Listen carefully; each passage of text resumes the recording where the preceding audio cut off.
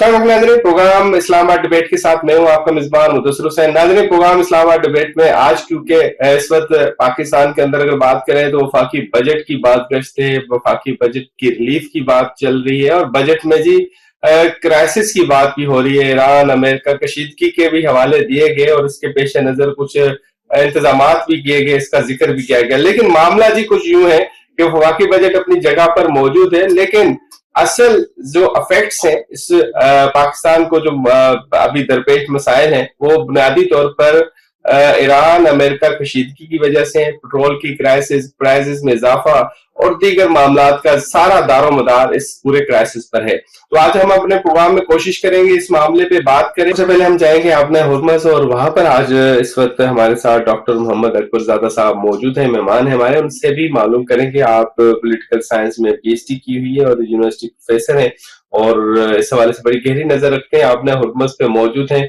सबसे पहले उनको प्रोग्राम में खुशामदीद कहते हैं। सबसे पहले सर जी बताइएगा अकबरजादा साहब कि आपने हुर्मस की जो सूरत हाल है वो क्या है और इसके अलावा ईरानी फोर्सेस का वहां पे मुकम्मल कंट्रोल है और अमेरिकन नाकाबंदी कितनी दूर है आपने हुर्मस से? به نام خدا، عرض سلام و ادب و ارادت محضر همه بینندگان عزیز. خب پس از حمله امریکا به ایران که در 10 اسفند سال گذشته رقم خورد، نظام رفت آمدی و ترابری تنگ هرمز تغییر ماهوی پیدا کرد. اس سال 28 فروری کو امریکہ کی جانب سے ایران پر حملے کے بعد آبنائے ہرمز میں آمد و رفت اور نقل و حمل کے نظام میں نمایاں تبدیلیاں آئیں۔ اسلامی جمہوریہ ایران نے اعلیٰ حکومتی فیصلے کے مطابق اور سپاہ پاسداران انقلاب کی بحریہ کے ذریعے جو آبنائے ہرمز کی ذمہ داری ہے، اس علاقے میں نئی انتظامی پالیسی نافذ کی۔ اگرچہ ایران کا مقصد آمد و رفت کو روکنا نہیں تھا، لیکن امریکی اقدامات کے نتیجے میں یہ صورتحال پیدا ہوئی۔ اس تاریخ سے آج تک یہ کہا جا سکتا ہے کہ آبنائے ہرمز میں تمام آمد و رفت سپاہ پاسداران انقلاب اسلامی کی بحریہ کی نگرانی میں ہے اور وہی فیصلہ کرتی ہے کہ کون سا جہاز گزر سکتا ہے اور کون سا نہیں۔ اگر بعض جہازوں کو اجازت دی جاتی ہے تو وہ بھی مکمل طور پر اسلامی جمہوریہ ایران کے فیصلے کے مطابق ہوتی ہے۔ جنگ کے ابتدائی 40 دنوں میں صورتحال انتہائی سخت تھی اور پوری دنیا نے دیکھا کہ ایران نے کسی بھی ملک کے لیے کوئی خصوصی رعایت یا سہولت فراہم نہیں کی۔ بعد ازاں جنگ بندی یا میدان جنگ میں خاموشی کے بعد ہمسایہ ممالک کے رویوں کو مد نظر رکھتے ہوئے ایران نے بعض جہازوں کی آمد و رفت کو محدود اور منظم انداز میں اجازت دینا شروع کیا۔ اس وقت بھی آمد و رفت اسی نظام کے تحت جاری ہے۔ امریکہ اور ایران کے درمیان کشیدگی میں اتار چڑھاؤ آتا رہتا ہے۔ گزشتہ 2 دنوں میں بھی امریکی اقدامات نے دوبارہ تناؤ پیدا کیا، تاہم ایران نے سخت جواب دیا۔ بحرین، کویت اور اردن میں امریکی اڈوں پر ایرانی رد عمل کی خبریں عالمی سطح پر پھیل گئیں۔ اس وقت جب ہم بات کر رہے ہیں آبنائے ہرمز کا ماحول نسبتاً پرسکون ہے۔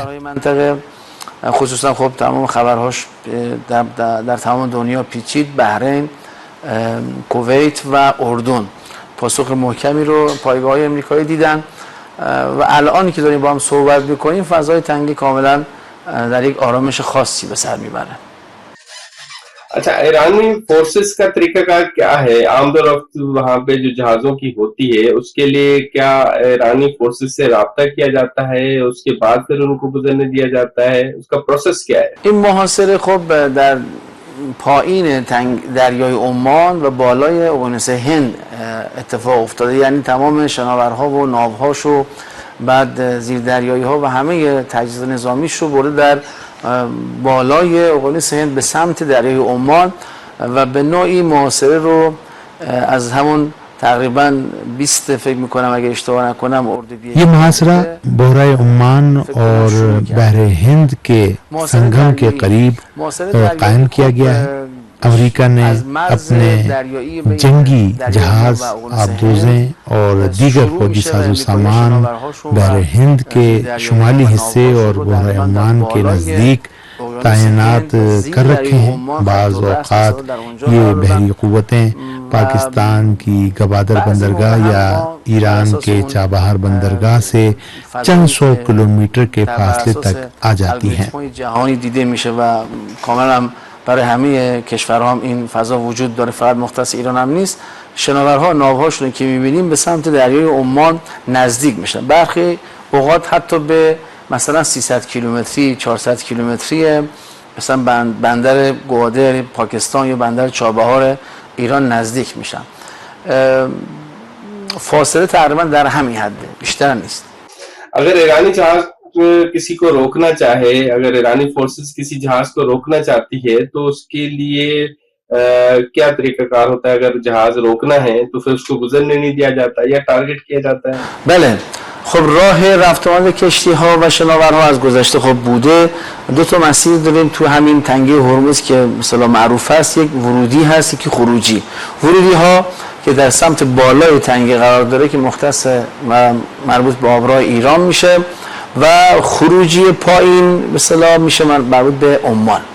و اینجا هم آبنۂ ہرمز میں روایتی طور پر دو راستے ہیں، ایک داخلے کے لیے اور دوسرا خروج کے لیے۔ داخلے کا راستہ ایران کے آبی علاقے سے گزرتا ہے، جبکہ خروج کا راستہ عمان کے قریب واقع ہے۔ تجارتی اور بالخصوص تیل بردار جہاز عموماً ایرانی آبی راستے سے گزرتے ہیں۔ جنگ کے آغاز کے بعد سے جہازوں کی آمد و رفت سپاہ پاسداران انقلاب اسلامی کی بحریہ کی اجازت سے مشروط ہے۔ بعض جہاز عمانی راستے سے بھی گزرتے ہیں، تاہم ایران اور عمان کے درمیان موجود تعاون کے باعث حساس یا خطرہ پیدا کرنے والے جہازوں کی نگرانی کی جاتی ہے۔ ایران کا موقف ہے کہ آبنائے ہرمز مکمل طور پر آزاد بین الاقوامی آبی گزرگاہ نہیں، بلکہ ساحلی ممالک یعنی ایران اور عمان کے ساتھ ہم آہنگی ضروری ہے۔ اسی بنیاد پر ایران کا کہنا ہے کہ جہازوں کی آمد و رفت متعلقہ ممالک کی اجازت اور رابطے کے ساتھ انجام پاتی ہے۔ چون بر اساس اون کنوانسیون دریای سال 1982 برای خودشون یک آبراه آزاد تعریف میکنن اینجا رو، در صورتی که اینجا آبراه آزاد نیست و آبراهی است که باعث حتما با کشور ساحلی که ایران و عمان است باید هماهنگ باشن و این اتفاق هم میفته، با هماهنگی ایران ورود و خروج صورت میگیره. اچھا اکبر صاحب یہ بھی بتائیں گے کہ پاکستانی جہازوں کے لیے کیا پروٹوکولز ہیں؟ پاکستانی جہازوں کو آسانی کے ساتھ گزرنے دیا جاتا ہے؟ ان سے جو ابھی ٹیکسز کی بات کی جا رہی تھی وہ ٹیکسز تو نہیں وصول کیے جاتے ہیں؟ ببینید راههای متوقف کردن یک شناور زیاده، ولی خب ما چند بار این فضا رو مدیریت که کردیم و دیدیم بعضی از شناورها که با هماهنگی میخواستن از این مسیر و از این کوریدور عبور بکنن۔ ایران کا کہنا ہے کہ کسی جہاز کو روکنے کے مختلف طریقے موجود ہیں۔ بعض مواقع پر جب کوئی جہاز ہدایات پر توجہ نہیں دیتا تو خبردار کیا جاتا ہے تاکہ اسے معلوم ہو جائے کہ اس کی نقل و حرکت کی نگرانی کی جا رہی ہے۔ ایسے انتباہ کے بعد اکثر جہاز رک جاتے ہیں یا اپنی سابقہ پوزیشن کی طرف واپس لوٹ جاتے ہیں۔ اخطار رو و این هشدار رو بنا میداد و اون شناور وقتی که متوجه میشه متوقف میشه و برمیگشت به نقطه قبلی خودش. خب عرض کنم راههای متعددی وجود داره که ما شناورها رو جمهوری اسلامی متوجه بکنه که نبایستی بدون هماهنگی عبور بکنه. اچھا آبنۂ ہرمز کے دوسری جانب جو دوسرے ملک ہیں اور خلیجی ممالک بھی ہیں، ان کی جانب سے ریئیکٹ تو نہیں کیا جاتا؟ ان کی جانب سے کوئی مزاحمت تو نہیں کی جاتی کہ بھی آپ کیوں روک رہے ہیں ہمارے جہاز، یا ہمارے آمد و رفت ہمارے ایریے سے گزر رہی ہے یا ہمارے بارڈر سے گزر رہی ہے، تو آپ کون ہوتے ہیں روکنے والے؟ از بعد از جنگ به این طرف مخصوصا قطعا با هر شناوری که ایران کا کہنا ہے کہ چین، هماهنگی باشه. پاکستان، ہندوستان، عراق، عمان اور دیگر ممالک کے جہاز عام طور پر پیشگی رابطے اور ہم آہنگی کے بعد بآسانی آمد و رفت کرتے ہیں، تاہم اجازت اور رابطہ لازمی سمجھا جاتا ہے۔ ایران کے نقطہ نظر کے مطابق امریکی بحری محاصرہ بعض جہازوں کی نقل و حرکت میں رکاوٹ بن رہا ہے، لیکن اسے ایک کمزور محاصرہ قرار دیا جاتا ہے کیونکہ یہ علاقہ خطے کے ممالک کا ہے اور امریکہ یہاں مستقل طور پر موجود نہیں رہ سکتا۔ اسی وجہ سے اس بیان کے مطابق امریکہ مذاکرات اور کسی ممکنہ معاہدے کی کوشش کر رہا ہے تاکہ آبنائے ہرمز میں معمول کی آمد و رفت جو ہے وہ بحال ہو سکے۔ اس موقف کے مطابق آبنائے ہرمز کو کھولنے یا اس کے لیے کسی نئے قانونی نظام کے نفاذ کا فیصلہ اسلامی جمہوریہ ایران اپنے قومی مفادات اور مناسب وقت کو مد نظر رکھتے ہوئے کرے گا۔ لہذا اگر ایران فیصلہ کر لے یا ملک کی قیادت یہ طے کر لے کہ آبنائے ہرمز کو کھولنا ہے تو امریکی محاصرہ فوراً ختم ہو جائے گا۔ اسی وجہ سے ہم کہتے ہیں کہ ان کا یہ محاصرہ بہت کمزور اور غیر مستحکم ہے، اس کی پائیداری زیادہ نہیں ہے اور یہ حالات کے بدلتے ہی ختم ہو سکتا ہے۔ بہت بہت شکریہ ڈاکٹر اکبر صاحب، آپ نے اپنا قیمتی وقت دیا اور آپ نے حکومت سے تفصیلی طور پہ جو صورتحال ہے، تازہ ترین صورتحال ہے، اس کے بارے میں آگاہ کیا۔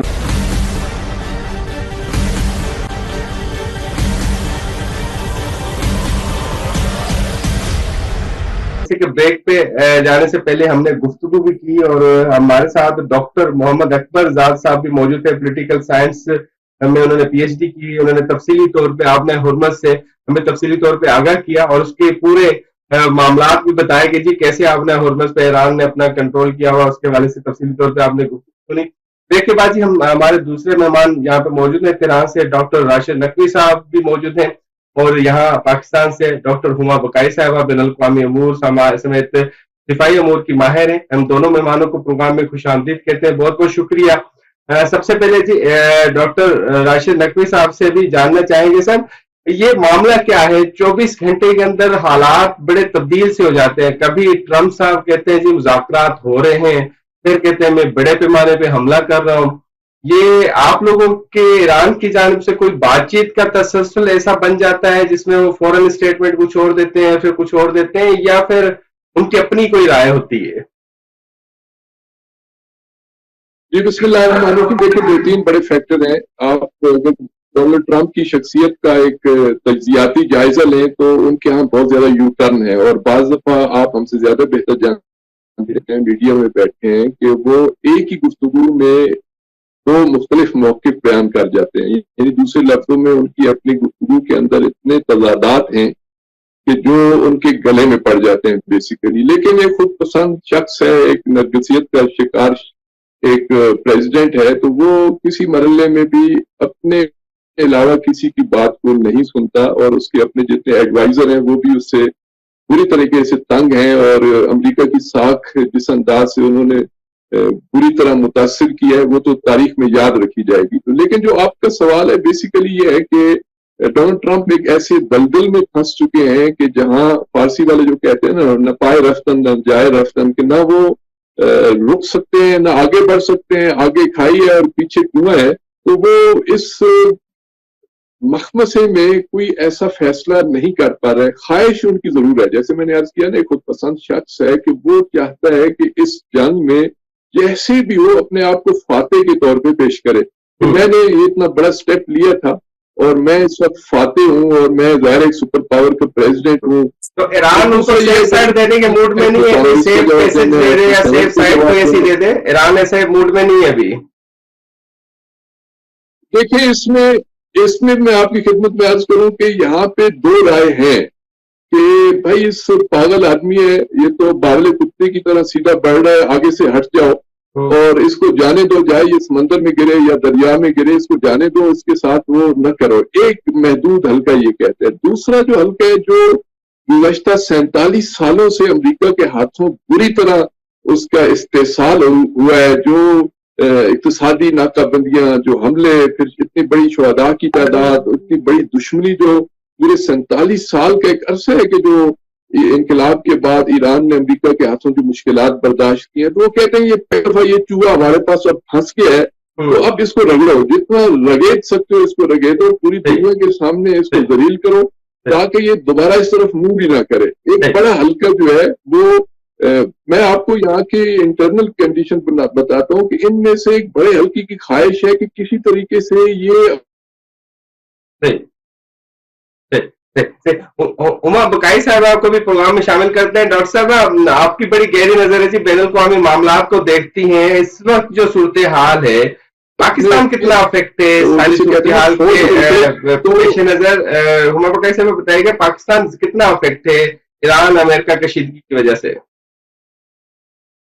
پاکستان تو سمجھے, میں ہمیشہ ایک جملہ استعمال کرتی ہوں, پاکستان از دی ایڈلٹ ان دا روم. تو باوجود اس کے کہ بہت سارے پیچ و خم آئے ہیں, پاکستان تواتر کے ساتھ back door diplomacy, shuttle diplomacy, back and forth conversations, China سے بات چیت, رشیا سے بات چیت, ایران سے بات چیت, امریکہ سے بات چیت, اس میں پاکستان تواتر کے ساتھ انگیج رہا ہے. اور آپ نے یہ بھی دیکھا کہ پاکستان کوئی غیر ذمہ دار سٹیٹمنٹ نہیں دیتا, کوئی ریٹرک آپ کو پاکستان سے سنائی نہیں ملتا. پاکستان جب ایران کی زیادتی ہوتی ہے تو وہ اس حوالے سے بھی سٹیٹمنٹ دیتا ہے, اور جب لیبنان پہ حملے ہوتے ہیں تو اس حوالے سے بھی سٹیٹمنٹ دیتا ہے. میرا خیال ہے اس سچویشن کی جو ایک بہت بڑی ڈائمینشن ہے جس کی وجہ سے پچھلے 100 دن میں 5 دفعہ ڈیل بنی اور پھر ڈیل نہیں بن پائی, وہ لارجلی سپوائلر کا کردار ہے.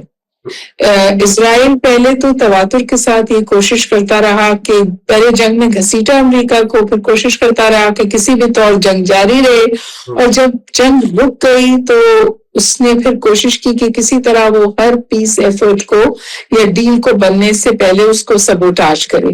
جو لاسٹ ٹائم ایسکیلیشن آف وائلنس ہم نے دیکھی, وہ ایسکیلیشن آف وائلنس اس لیے ہوئی کیونکہ لیبنان پر اسرائیل تواتر کے ساتھ اپنے حملے جاری رکھ رہا تھا, اپنی پینیٹریشن کو ڈیپ کر رہا تھا, اور اس کو ایران نے ٹیک اپ کیا as a reason for violation of the cease fire. اب یہ بھی گلوبل پالیٹکس میں ایک نئی چیز ہے.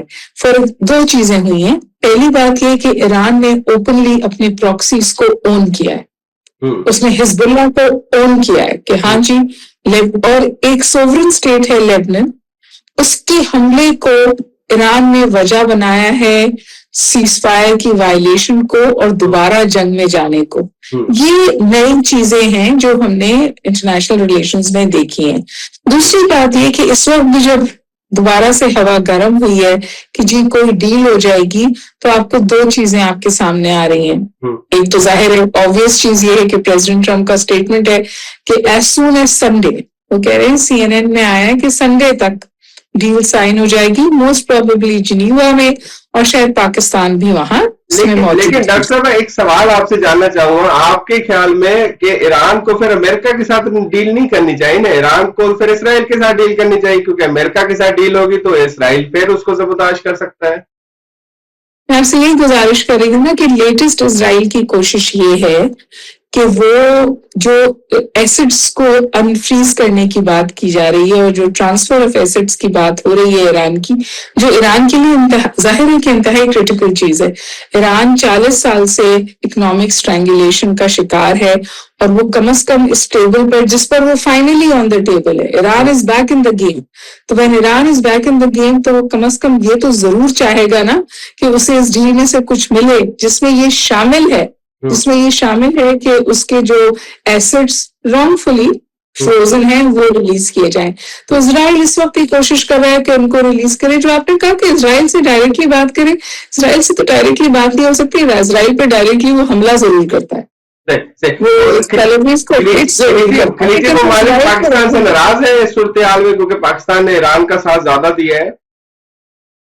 میرے خیال ہے خلیجی ممالک میں شروع میں ایک ایلیمنٹ آف ناراضگی تھی، لیکن اب خلیجی ممالک نے بھی کچھ پریگمیٹزم کا اظہار کیا ہے اور وہ قدر اسمارٹلی کھیل رہے ہیں، کیونکہ انہوں نے اپنے اڈوں کا استعمال امریکہ کو نہیں دیا. جب انہوں نے اپنے اڈے امریکہ کو استعمال ہونے کے لیے نہیں دیے تو اب کے جو ایران نے ریٹیلیٹ کیا تو اس نے گلف اسٹیٹس کو ہٹ نہیں کیا، اس نے بحرین اور کویت کو ہٹ کیا، تل اویو کو ہٹ کیا. کچھ ایرانی جو ذرائع ہیں اور آپ کے ساتھ ایران سے ریپرزینٹیشن ہے، وہاں یہ بھی کہا جا رہا ہے کہ کچھ ان کے بیچ میں کوئی فائنینشیل ڈیل شاید ہوئی ہے جس کے نتیجے میں ایران اب ان کو ہٹ نہیں کر رہا، لیکن اس کی کنفرمیشن کسی ویسٹرن ذرائع سے نہیں آئی ہے. صحیح. اسی کے حوالے سے تصدیق بھی لیں گے. بریک لیتے ہیں، بریک کے بعد ڈاکٹر راشد صاحب کے آپ پاس بھی جائیں گے اور یہ جو ڈاکٹر ہما بقائی صاحبہ نے جو بات کی ہے اس حوالے سے تھوڑی سی تصدیق لیں گے کہ واقعی بھی کوئی ایسی ڈیل ہوئی ہے. بریک لیتے ہیں، بریک کے بعد دوبارہ.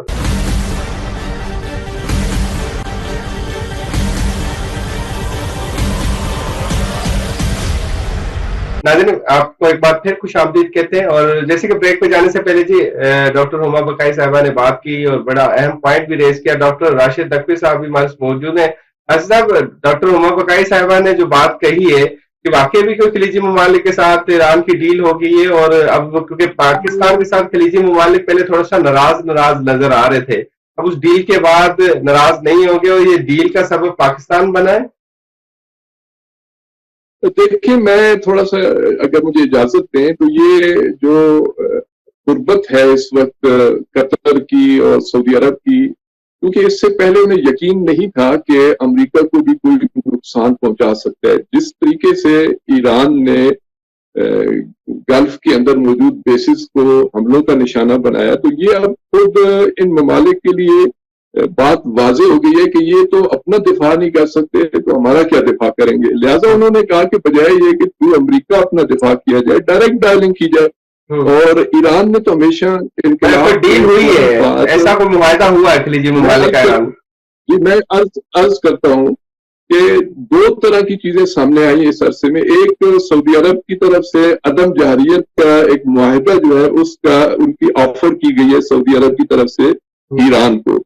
دوسری جو قطر کے ایک ڈیلیگیشن جہاں پہ آیا اس کے ساتھ بھی ان کی بہت سارے مسائل پہ جیسے کہتے ہیں قربتیں بڑی ہیں، کیونکہ ایران نے ثابت کر دیا ہے کہ اگر امریکہ ہمارے کسی توانائی کے ذخیرے پہ یا کسی انسٹالمنٹ پہ حملہ کرے گا تو میں خطے میں جہاں کہیں پہ بھی امریکہ کو کوئی معمولی سا حصہ ہوگا ہم اس کے برابری میں اس کا جواب دیں گے. تو میرے خیال میں ان کو اب کلیئر ہو گیا ہے عرب ممالک کو کہ امریکہ تو ان کا دفاع نہیں کر سکتا. اور ایران کا یہاں پہ آپ سے ضرور جاننا چاہیں گے کہ امریکہ تو ایران کے ساتھ آخری جملہ کہنے دیں مجھے. جی سر. ایران نے بہت عرصے سے انقلاب کے فوراً بعد ایک تجویز دی تھی علاقے کے ممالک کو کہ ہم مل کے ایک دفاعی معاہدہ کرتے ہیں کہ جس میں صرف علاقے کے خطے کے ریجن کے ممالک ہوں اور اس میں ہم خود آپس کے معاملات طے کریں، کسی دوسرے ملک کو مداخلت کی اجازت نہ دیں، بالخصوص سیکیورٹی کے مسائل میں. اور اس میں جو ایرانو فوبیا کا بہانہ بنا کے ان ممالک کو اسلحوں سے ہتھیاروں سے لیس کیا جاتا ہے، تو اس سے بچانے کے لیے ایران اس معاہدے پہ یا اس آفر پہ بڑے عرصے سے کام کر رہا تھا. لیکن ہمارے عرب دوستوں کو یہ سمجھ نہیں آ رہی تھی. اب انہیں میرے خیال میں یہ یقین ہو گیا ہے کہ یہ راستہ بہترین راستہ ہے، جو قریب ہیں ان کے ساتھ رابطہ بڑھایا جائے، جو ہزاروں میل اس بات کی تصدیق کر رہے ہیں کہ ایران اور خلیجی ممالک نیٹو فورس کی طرز کی کوئی فورس بھی بنائیں گے. خواہش ہے، یہ ایران کی بہت پرانی خواہش ہے. اس میں عرب ممالک اس طرف رخ نہیں کر رہے تھے. اب انہیں میں سمجھتا ہوں کہ ایران کی اس پاور کو یا اس ڈیفنس پاور کو دیکھ کے انہیں احساس ہوا ہے کہ یہ ہو سکتا ہے. پہلے تو اس کو ایک خواب سمجھتے تھے نا کہ ایران ایسی خواب دیکھتا ہے، لیکن اب یہ حقیقت کے قریب ہے. اب دیکھیں اگر پاکستان، سعودی عرب، قطر اور ادھر سے اب ترکیہ کو بھی شامل کر لیں اور کسی حد تک مصر بھی اس میں آئے تو یہ واقعی ایک نیٹو ہے. بھائی اسلامک نیٹو ہے، اس سے مضبوط کیا ہو سکتا ہے؟ انہی کے تو اربوں کے تو پیٹرول ڈالر پہ امریکہ چل رہا ہے. یہ اگر اپنے ہاتھ کھینچ لیں تو وہاں پہ تو مصیبت آ جائے. 39 کھرب کا مقروض ہے اس وقت امریکہ. اگر یہ اپنے بانڈز، اپنے پیٹرول ڈالر وہاں سے نکالیں تو یہ امریکہ ان کے پاؤں پہ آ کے جو ہے نا جھک جائے گا. صحیح. ہما بقائی صاحب، ڈاکٹر صاحب نے آپ کی خبر کی تصدیق بھی کر دی اور ساتھ ساتھ ایک اور چیز بتائی کہ نیٹو طرز کی کوئی فورس بھی بنائیں گے. لیکن میں یہاں پہ ضرور جاننا چاہوں گا کیونکہ آپ انٹرنیشنل معاملات پہ نظر رکھتی ہیں, امریکہ تو 1 لیٹر پیٹرول دوسرے کو بیچنے پہ بڑی گہری نظر رکھتا ہے, وہ کیسے برداشت کرے گا کہ جو اس کے اپنے کسٹمر تھے وہ آپس میں مل گئے؟ بات امریکہ کے برداشت کرنے کی نہیں ہے, بات ہے نیو گراؤنڈ ریالٹیز کی. بات یہ ہے کہ ویسٹ ایشیا کا سیکیورٹی آرکیٹیکچر بائی کمپلشن تبدیل ہو گیا, اور اس چینجنگ سیکیورٹی آرکیٹیکچر میں مسلم نیٹو تک تو ابھی نہیں جاؤں گی, لیکن میں یہ ضرور سمجھتی ہوں کہ نئے انیشیٹوز آ رہے ہیں جس میں نان اگریشن پیکٹ انتہائی ضروری ہے. اور آپ دیکھیے کہ وہ ہم کہتے ہیں نا کہ شطرنج کی ایجاد جو ہے وہ پرشیا میں ہوئی تھی, ایران میں ہوئی تھی, تو بہت اسٹریٹجیکلی کھیلتا ہے ایران. ایران نے تقریباً میں سمجھتی ہوں ریورس انجینئرنگ کی ہے. یہ ایفرٹ جس طور ایران کی ہوگی یا کسی اور کی ہے؟ ایفرٹ کس کی ہوگی یہ سارا کچھ کرنے پہ یا اتحاد بنانے پہ؟ ایران کی آپ بات مکمل نہیں کرنے دیتے. ریورس انجینئرنگ کر رہا ہے ایران, جس میں یہ اسٹریٹجی ہے کہ جس طور ایران کو سفارتی طور پر اور معاشی طور پر آئسولیٹ کرنے کی کوشش کی تھی اور بہت حد تک وہ لوگ کامیاب بھی ہوئے تھے, اب ایران اسٹیٹ بائی اسٹیٹ اسرائیل کو آئسولیٹ کر رہا ہے, اور وہ ایک ایسا کانسٹرکٹ بنا رہا ہے ویسٹ ایشیا میں جہاں یہ جو سنی شیعہ ڈیوائڈ کو ایکسپلوئٹ کر کر پورے عرب ورلڈ میں تقسیم ڈالی گئی تھی, ایک ٹاکسک زہریلی تقسیم تھی جس کو شیعہ کریسنٹ بھی کہا جاتا تھا. اس تقسیم کو ختم کر کر ایک ڈفرنٹ ویسٹ ایشیا کو آگے لے کے جایا جائے.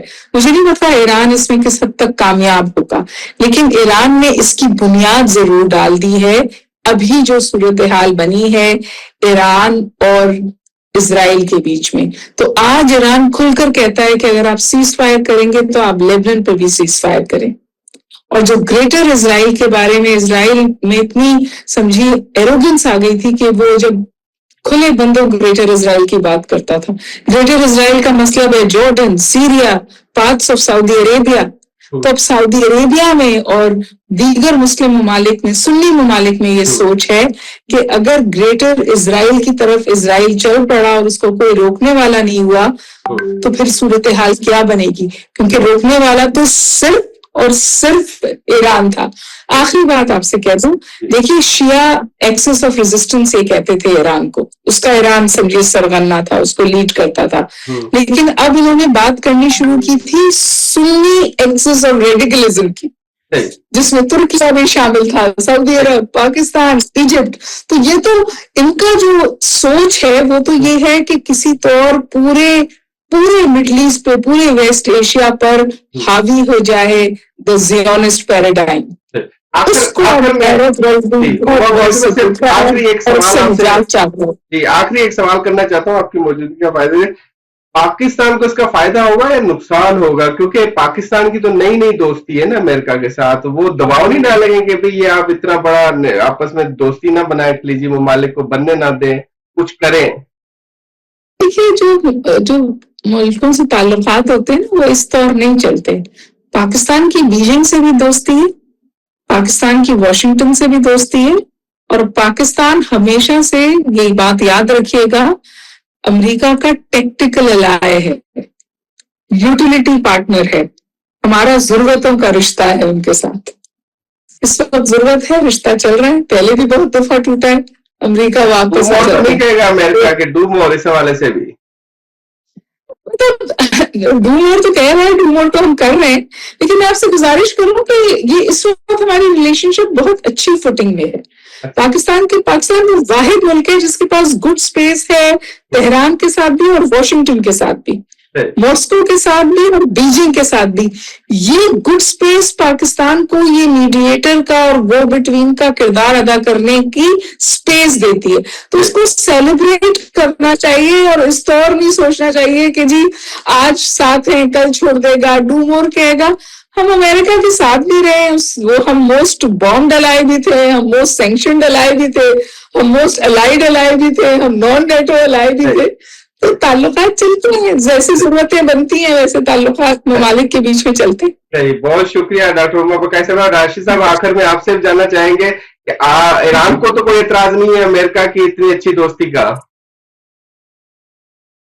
देखिए, डिप्लोमेसी और जो फॉरेन पॉलिसीज होती हैं वो इंटरेस्ट बेस होती हैं, उसमें कोई दोस्त भाई हमसाया जो है वो सेकंड प्रायोरिटी होती है। असल नेशनल इंटरेस्ट होता है, उस नेशनल इंटरेस्ट को देख के रियासतें अपनी पॉलिसियां बनाती हैं। ये बहुत दुनिया के अंदर बहुत कम ऐसे मौके होते हैं कि कोई आइडियोलॉजिकल बेस फॉरेन पॉलिसी हो या कोई जिसे आप कह सकते हैं कोई बड़ी कोई स्ट्रेटेजिक हो।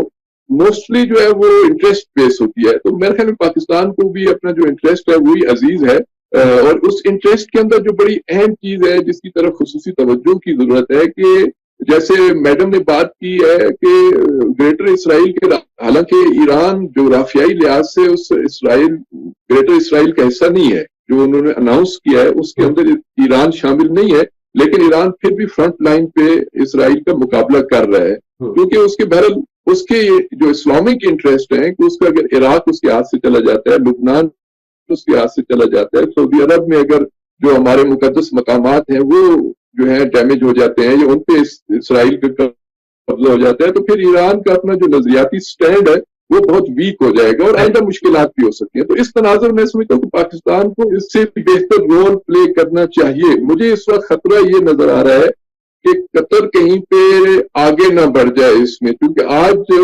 ईरानी मीडिया के अंदर पाकिस्तान के साथ कतर का नाम भी बड़ी शद्दोमद के साथ आ रहा है कि डील करवाने में या पाकिस्तान थोड़ा सा पीछे होता नजर आ रहा है। तो मैं समझता हूँ कि पाकिस्तान के जो हुक्काम है उस चीज को एहसास करेंगे, और अगर उनसे कोई खामी हुई है या कोई ऐसी चीज हुई है कि जिसकी वजह से कतर उनको रिप्लेस कर रहा है आके, वो जिसे कहते हैं जब ये मकसद हासिल होने के इंतहाई करीब है तो ऐसा ना हो कि वो कोई दूसरा जो है वो ज्यादा उठा ले। इस वक्त पाकिस्तान की इतनी मेहनतें हैं, गुज़श्ता 100-150 दिनों से अंदाज से पाकिस्तान इसमें इन्वॉल्व था, कोई और मुल्क नहीं है, और जितनी खिदमत पाकिस्तान की है किसी और की नहीं है। जितने दौराजात पाकिस्तान की तरफ से फील्ड मार्शल हो या वजीर दाखिला हो या दूसरे हुक्काम हो, तो इस वक्त मैं समझता हूँ कि जब ये मामला किसी नतीजे पर पहुंच जाए तो पाकिस्तान को फ्रंट लाइन पे आके अपना हिस्सा वसूल करना चाहिए। हिस्सा वसूल करने से मुराद ये है कि आइंदा के जो मिडिल ईस्ट की जो एक नई सूरत हाल बनेगी, जिस तरफ मैडम हुमा ने भी इशारा किया है, तो उसके अंदर पाकिस्तान का रोल बड़ा नुमाया होना चाहिए। लेकिन अगर इस वक्त कल से मुझे एक हल्का सोशल मीडिया के अंदर एक खबर चल रही थी कि पाकिस्तान ने कह दिया कि अब हम ज्यादा आगे नहीं आएंगे, अगर ये सही है तो इसको दुरुस्त करने की जरूरत है, और अगर दुरुस्त है तो मैं समझता हूँ कि एक बार फिर पाकिस्तान को अपनी फॉरेन पॉलिसी के अंदर इस इशू को लेकर तेजी से आगे बढ़ना चाहिए, क्योंकि पाकिस्तान और ईरान हमसाया मुल्क हैं, और बहुत सारे हमसाया तो तब्दील नहीं होते ना, बाकी चीजें तब्दील हो सकती हैं। हमसाया मुल्क है, पाकिस्तान के एनर्जी के मसाइल यानी जिस एनर्जी क्राइसिस से पाकिस्तान इस वक्त दो चार है, उसका बहुत बड़ा आपने बिल्कुल दुरुस्त कहा राशिद साहब, बिल्कुल दुरुस्त कहा कि इससे मौके पे पाकिस्तान को भी अपना यकीनी तौर पे फायदा जरूर लेना चाहिए सफारती तौर पर और दीगर हवाले से, क्योंकि पाकिस्तान ने अपना भरपूर किरदार अदा किया है इस मुज़ाकरात में। तो इस वक्त जब मुज़ाकरात के मामला आगे चल रहे हैं और आगे की तरफ बढ़ रहे हैं तो पाकिस्तान को इस हवाले से अपना किरदार अदा करना होगा और कर भी रहे हैं। बहुत बहुत शुक्रिया डॉक्टर राशिद नकवी साहब, आपने अपना कीमती वक्त दिया। तेहरान से आप हमारे साथ मौजूद थे, डॉक्टर उमा बकाई पाकिस्तान से हमारे साथ मौजूद थी, और आपने हुर्मत से भी हमारे साथ मेहमान मौजूद थे। इसके साथ अपने मेजबान मुदस्सिर को दीजिएगा इजाजत।